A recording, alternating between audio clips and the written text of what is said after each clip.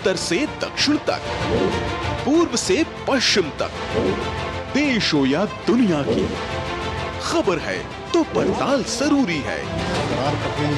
देखिए हमारे साथ मेरे पीछे भारत की सबसे एजेंडा भारत का है और किस तरह से एक नई शुरुआत इस वक्त डीडी न्यूज पर।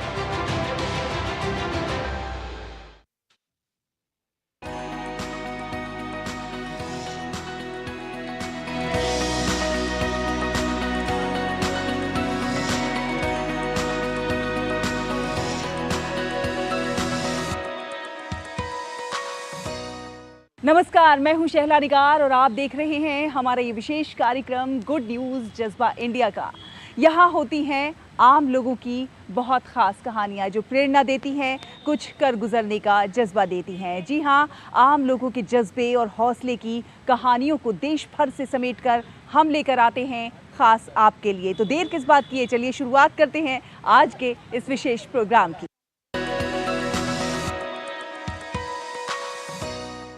और अब आपको दिखाएंगे सेवा और समर्पण के जज्बे की एक खास कहानी। जी हाँ, आपको लेकर चलेंगे महाराष्ट्र और दिखाएंगे वहाँ से कि किस प्रकार आजकल की भाग दौड़ भरी जिंदगी में जब लोगों के पास अपनों को देने के लिए समय नहीं है, किस प्रकार एक बुजुर्ग महिला ज़रूरतमंदों की मदद कर रही हैं और जबकि वो खुद एक गंभीर बीमारी से जूझ रही हैं, लेकिन उसके बावजूद सेवा का जज्बा ऐसा कि वो इसमें उन्होंने अपने आप को समर्पित कर दिया है।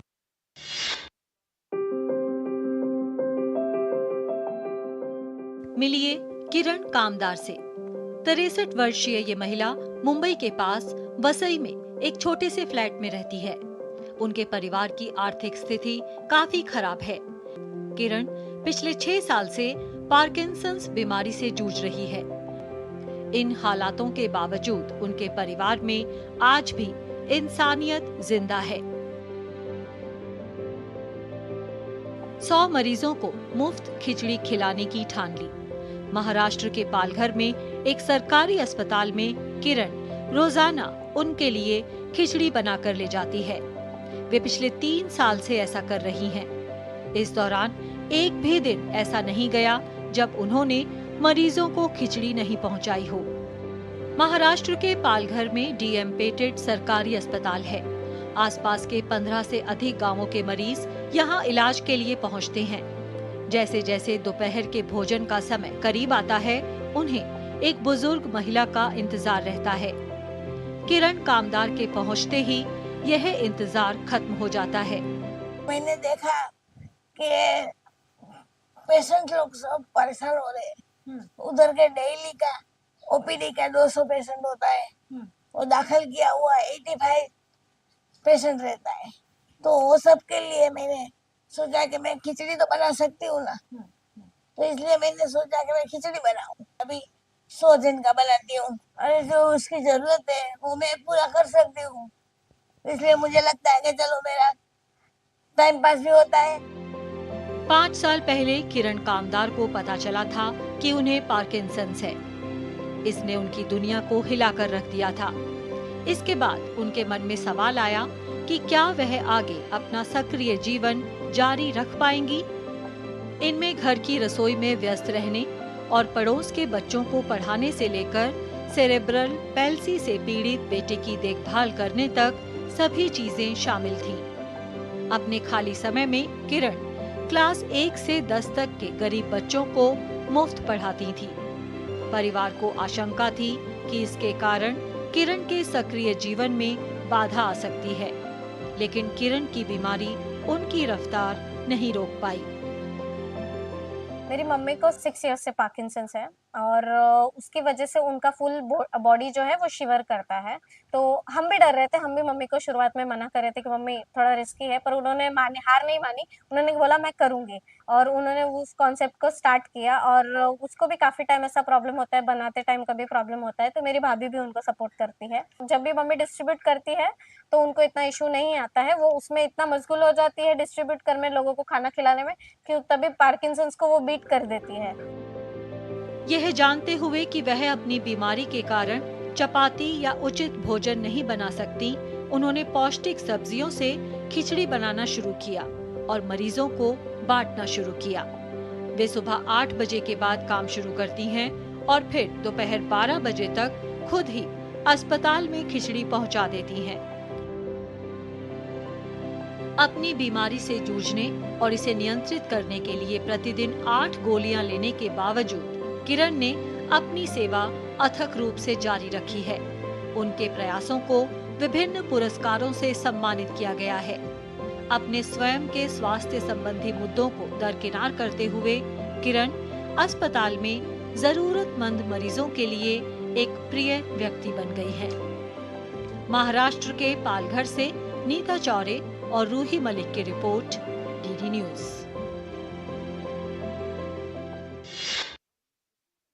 आप मेरे पीछे ये जो देख रहे हैं ये है प्रदूषण। हर साल पराली जलाने को लेकर उत्तर भारत के लोगों, खासकर दिल्ली एनसीआर के लोगों को परेशानी से दो चार होना पड़ता है। इसका कहीं ना कहीं जो मुख्य कारण माना गया है वो धान की खेती के बाद जो उसके बचे हुए अवशेष होते हैं, उन्हें जब किसान आसपास के राज्यों के वो अपने खेतों में जलाते हैं और उससे जो धुआं उठता है उससे ये प्रदूषण पनपता है और इससे देश के लोगों को दो चार होना पड़ता है। लेकिन अब लोग इसके लिए जागरूक हो रहे हैं और पराली के प्रबंधन की दिशा में प्रयास कर रहे हैं। बहुत सारे लोग इस दिशा में आगे आए हैं। आपको ऐसी ही एक खबर दिखाने जा रहे हैं कि किस प्रकार हरियाणा में पराली प्रबंधन के प्रयास हो रहे हैं, किस प्रकार किसान अपने खेतों में पराली की गांठें बनवा रहे हैं और उससे आर्थिक लाभ कमा रहे हैं। वहीं कहीं कुछ लोगों ने पराली से इथेनॉल बनाने का प्लांट भी लगा डाला है। तो कैसे हो रहे हैं ये सारे प्रयास, आइए देखते हैं।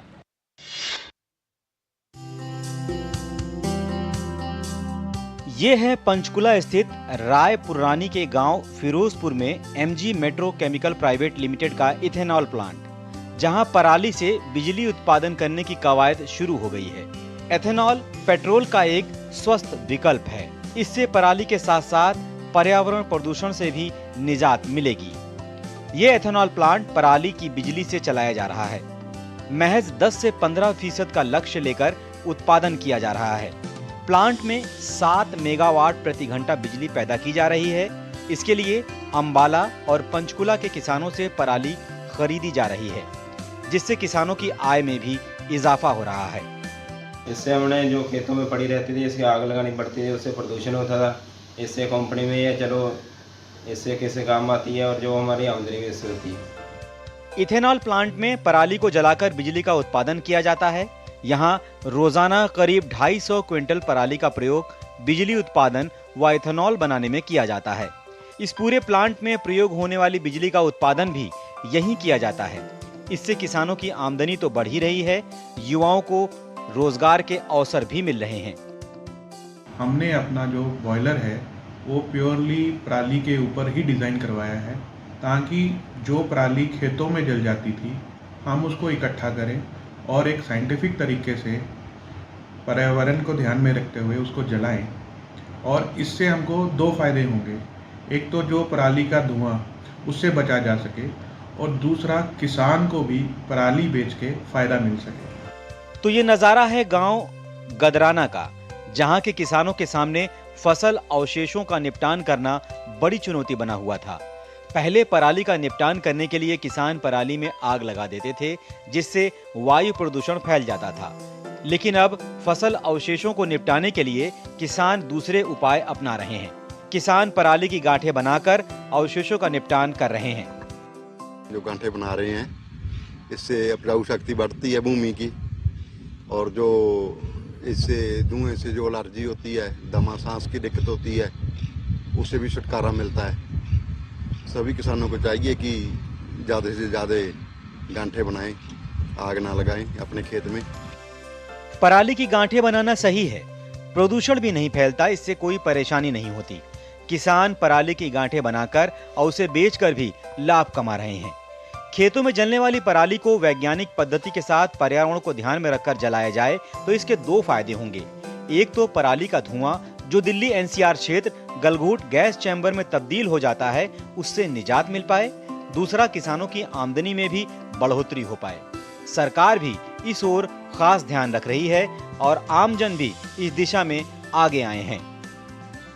गुड न्यूज जज्बा इंडिया के लिए गदराना से ब्यूरो इनपुट के साथ पंचकुला से सुमन शर्मा की रिपोर्ट, डीडी न्यूज।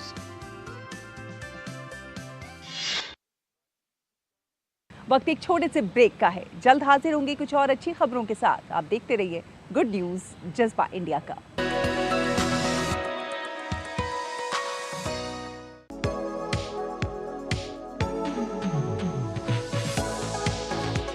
नई सुबह नई शुरुआत डीडी न्यूज के पावर पैक शो के साथ राजनीति, कारोबार और होगी सुर्खियों पर भी चर्चा। अखबारों की हेडलाइंस, खेल, सिनेमा सहित मिलेगी संपूर्ण खबर। देखिए नया सवेरा सोमवार से शुक्रवार सुबह 8 बजे डीडी न्यूज पर।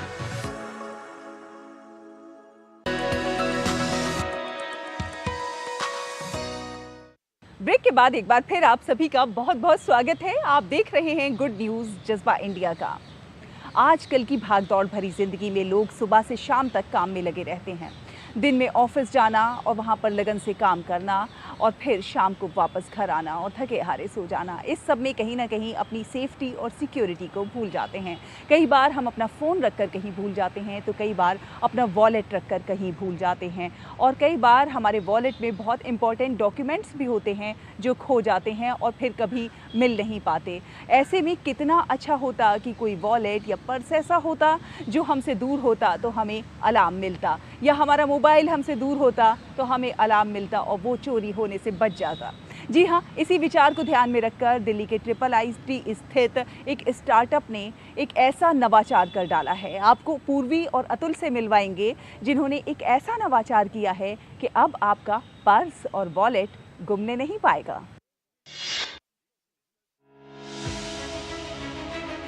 अक्सर मोबाइल और पर्स के खोने की खबरें सामने आती रहती हैं, खासतौर पर मेट्रोज और रेलवे और एयरपोर्ट जैसे भीड़ भाड़ वाले इलाकों में, और अपने खोए हुए सामान के मिलने की संभावना लगभग शून्य होती है। इन्हीं परेशानियों को देखते हुए IIIT दिल्ली स्थित एक स्टार्टअप ने एक ऐसा स्मार्ट वॉलेट तैयार किया है जो ना कभी गुमेगा और ना ही आपके मोबाइल को गुमने देगा। ये है मध्य प्रदेश के अतुल और दिल्ली की पूर्वी, जो साथ आए हैं एक खास नवाचार के लिए। ये नवाचार आपके लिए काफी फायदे का सौदा साबित हो सकता है।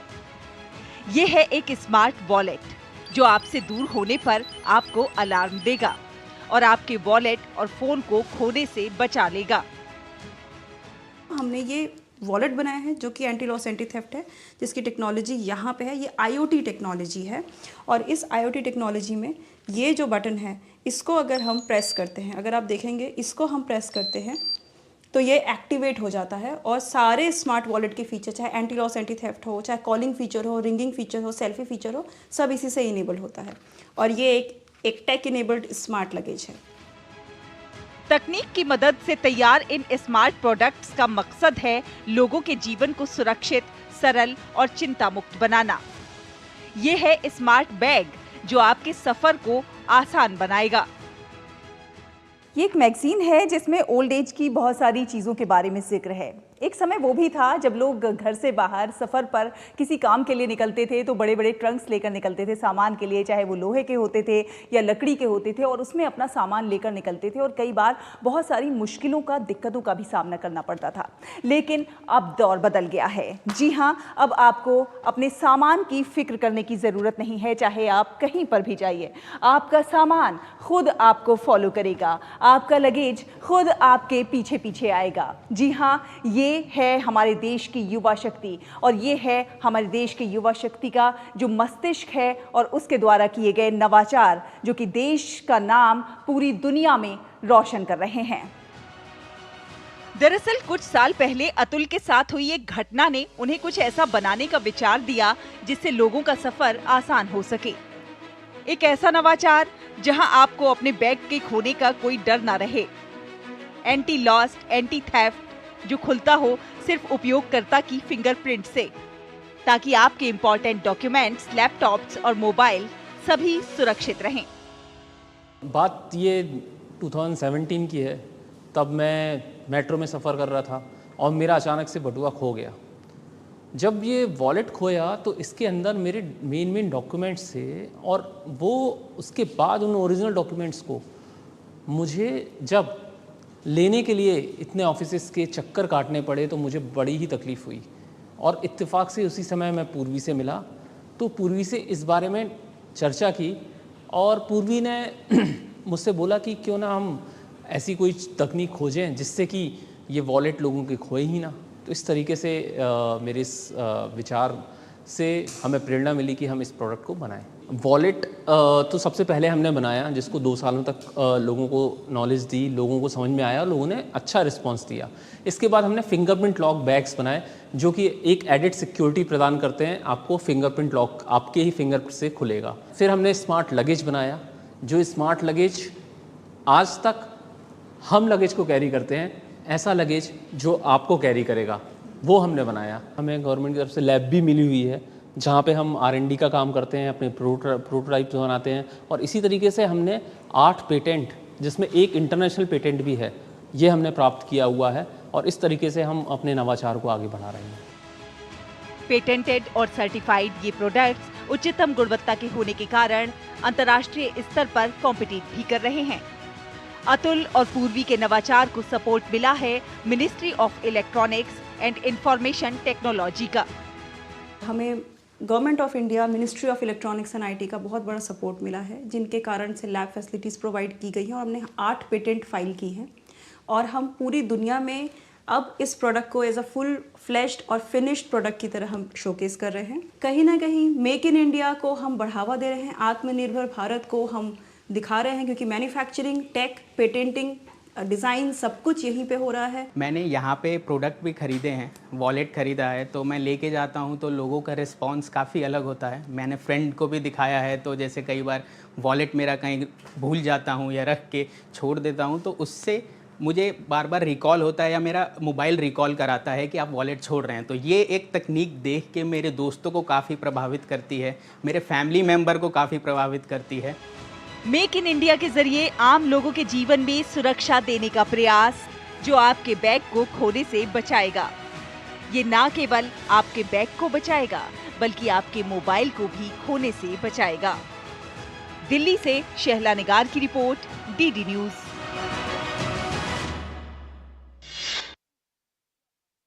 तो है ना ये नवाचार अपने आप में बहुत खास। और चलिए अब आपको लेकर चलते हैं हिमाचल प्रदेश और वहाँ के कुछ छात्रों के नवाचारों से भी रूबरू कराते हैं। छोटे छोटे से इन छात्रों ने चूल्हे का एक नया मॉडल तैयार किया है। मॉडल अपने आप में बहुत खास है जो कम ईंधन में ज़्यादा पकवान तैयार करके दिखाएगा। मन में यदि कुछ करने की चाह हो तो उम्र कभी भी कार्य के मार्ग में बाधा नहीं बनती। इन्हीं शब्दों को असल जिंदगी में चरितार्थ कर दिखाया है मंडी जिला के 11वीं कक्षा के छात्र अर्जुन ने, जिसने छोटी सी उम्र में फूड स्टॉल्स के लिए चूल्हे का एक ऐसा मॉडल तैयार किया है जो कम ईंधन में ज्यादा पकवान पकाएगा और जिसका इस्तेमाल एक ही समय में कई बार किया जा सकेगा। जिला सीनियर सेकेंडरी स्कूल नगवाई के 11वीं कक्षा के एक छात्र अर्जुन ने अपने इस मॉडल को वेदर इनोवेटिव पैराडाइज का नाम दिया है। इस मॉडल को बनाने में 11वीं कक्षा की आरुषि और 12वीं कक्षा की रितिका ने भी अपना सहयोग दिया है। मॉडल के बारे में जानकारी देते हुए अर्जुन ने बताया कि चूल्हे वाले चैम्बर के साथ तांबे की तारों को जोड़ा गया है। इस मॉडल में ब्रेड टोस्ट बनाने के लिए कॉपर बॉक्स भी तैयार किया है। अर्जुन ने बताया कि चूल्हे में एक ऑयल चैम्बर भी है जिसमें कोई भी खाद्य पदार्थ फ्राई किया जा सकता है। जो मेन चेंबर है वो है बर्नर चेंबर। इसमें जो है वो जैसे चाय या फिर दाल बना सकते हैं, क्योंकि ये कॉपर का बना है तब जो हीट जो है वो ज़्यादा जल्दी ट्रांसफ़र होगी और आसपास के चेंबर्स भी ज़्यादा जल्दी गर्म हो जाएंगे। और जो चेंबर हमारे ये वाला जो मेन सेकंड चेंबर है वो है सैंड चेंबर। इसमें जो है रेत गर्म होगी और जब वो रेत गर्म हो जाएगी तब वेंडर्स जो है उसमें मूँगफली वगैरह भून सकते हैं। और ये कॉपर पाउच है, इसमें ये भी कॉपर का बना है ताकि ये ज़्यादा जल्दी गर्म हो जाए। इसमें जो है वो जैसे ब्रेड को टोस्ट कर सकते हैं। अर्जुन के द्वारा तैयार किए गए इस मॉडल से ईंधन की कम खपत से ज्यादा कार्य कर सकते हैं और कम समय में अधिक खाद्य सामग्री तैयार की जा सकती है। ये हमारा बेटा विद्यार्थी अर्जुन है जो एक मॉडल लेके इस एग्जीबिशन में आया है। इसमें स्ट्रीट वेंडर के लिए जो हमारी एनर्जी है उसको डिफरेंट सोर्सेज में यूज़ करके जो है एनर्जी को सेव कर सकते हैं और स्ट्रीट वेंडर के लिए बहुत ही कारगर सिद्ध हो सकता है ये मॉडल। इस तरह के आयोजनों से न केवल बच्चों की प्रतिभाओं को एक मंच मिल रहा है, बल्कि बच्चे विज्ञान विषय से जुड़ी बारीकियां भी बेहतर तरीके से समझ पा रहे हैं।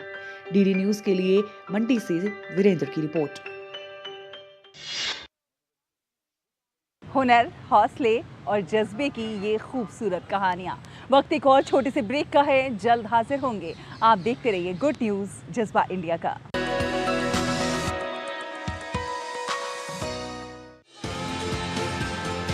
भारत का वैभवशाली इतिहास, हमारी समृद्ध कलाएं, सदियों से हैं हमारी पहचान। वोकल फॉर लोकल व ग्लोबल होते भारत के कला साधक। देखिए भारत की कला संस्कृति के रंग में रंगा हमारा खास कार्यक्रम रंग तरंग, सिर्फ डीडी न्यूज पर।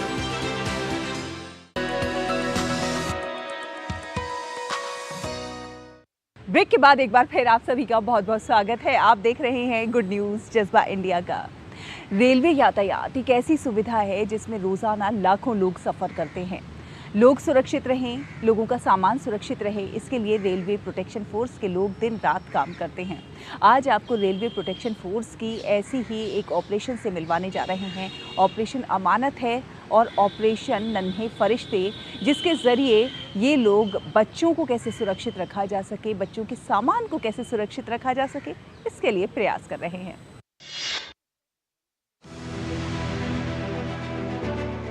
क्या आपको कभी विचार आता है कि रेल के सफर के दौरान अगर आपका सामान छूट जाए तो कहां जाएं? कैसे ये सामान मिलेगा? तो सुनिए, रेलवे और आरपीएफ यानी रेलवे प्रोटेक्शन फोर्स ऑपरेशन अमानत चला रहे हैं, जिससे कहीं भी आपका गुम हुआ सामान आपको वापस मिल सकेगा। मोबाइल, लैपटॉप, गहने, पैसे इत्यादि कीमती चीजें अगर रेल में गुम हो जाएं, तो हर व्यक्ति चिंता में पड़ जाता है। लेकिन कई यात्रियों के लाखों के सामान इस ऑपरेशन की मदद से लोगों को वापस मिल रहे हैं। इस समय पे जो व्यवस्था चल रही है, जहां पर हम सोच ही नहीं सकते कि रेल के अंदर में, ट्रेन के अंदर में हमारा कोई सामान छूट जाए और वो मिल जाए, मतलब ये असामान्य, नहीं मिल सकता, लेकिन वो मिला। और सबसे बड़ी बात, सर्विस इतनी फास्ट है, 15 से 20 मिनट के अंदर समस्या का सॉल्यूशन हो गया, जो नहीं हो सकता था, असंभव था हमारी नजर में। सामान के बाद अब बात बच्चों की। अक्सर सफर के दौरान बच्चे गुम हो जाते हैं, या यूं कहें कि गुमराह कर उन्हें ले जाया जाता है। तो आरपीएफ की टीम सतर्क रहकर नन्हे फरिश्ते ऑपरेशन के साथ इन बच्चों की सुरक्षा में काम कर रही है। आइए देखते हैं आरपीएफ की टीम काम अपना कैसे करती है और कैसे बच्चों को सुरक्षित उनके माता पिता के पास पहुंचाती है। अगर किसी के मम्मी पापा नहीं मिलते हैं तो उन्हें हम चाइल्ड वाले एनजीओ को हैंडओवर करते हैं, और किसी का एफआईआर कंप्लेन होता है तो हम थाने में पूछताछ करके पता करते हैं कि हाँ इसकी थाने में कंप्लेन हुई है। उनके माँ बाप का नाम नंबर वगैरह लेके उनके माँ बाप को बुला करके फिर हैंडओवर करते हैं। बदलते समय के साथ रेलवे भी विकास कर रहा है, जिसमें सुविधाओं के साथ साथ रेलवे के यात्रियों की सुरक्षा की जिम्मेदारी भी बखूबी निभाई जा रही है। गुड न्यूज जज्बा इंडिया के लिए लक्ष्मण राजपूत के साथ सुमन बोराना की रिपोर्ट, डीडी न्यूज। हर किसी की कोशिश यही होनी चाहिए कि कैसे हम अपनी ज़िंदगी के साथ साथ दूसरों के जीवन को भी आसान बना सकें। बहुत सारे लोग इस दिशा में प्रयास कर रहे हैं, जो लोगों के जीवन को आसान बनाने के लिए काम कर रहे हैं, एक दूसरे के लिए मदद के हाथ आगे बढ़ा रहे हैं, ऐसे नवाचार कर रहे हैं जिससे लोगों का जीवन आसान बन सके। आपसे भी अनुरोध है कि आप भी कुछ ना कुछ अच्छा करते रहिए, खास करते रहिए, देश और समाज के विकास में अपना योगदान ज़रूर दीजिए। अगले हफ्ते फिर होगी आपसे मुलाकात कुछ और अच्छी कहानियों के साथ। तब तक के लिए हमारी पूरी टीम को दीजिए अनुमति। नमस्कार।